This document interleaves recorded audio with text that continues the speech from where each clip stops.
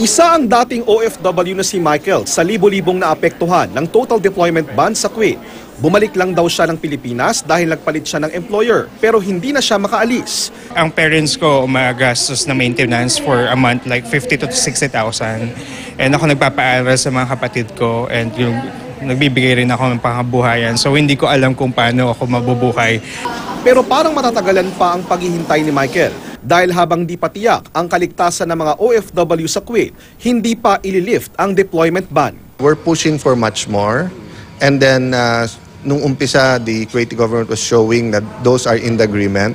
So we're asking for practical or pragmatic applications.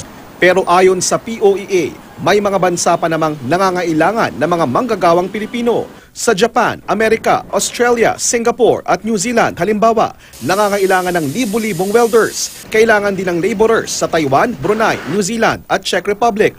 Tubero sa New Zealand at Japan. Drivers para sa New Zealand at Brunei. Kailangan din ng Brunei, Australia at Macau ng mga cook o kusinero.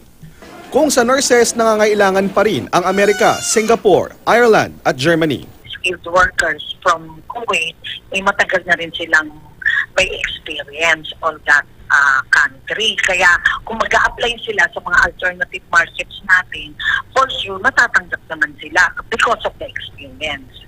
Pero paalala ng POEA, i-check muna ang kanilang website kaugnay sa mga trabahong ito para masigurong hindi maloloko. JP Soriano, GMA News.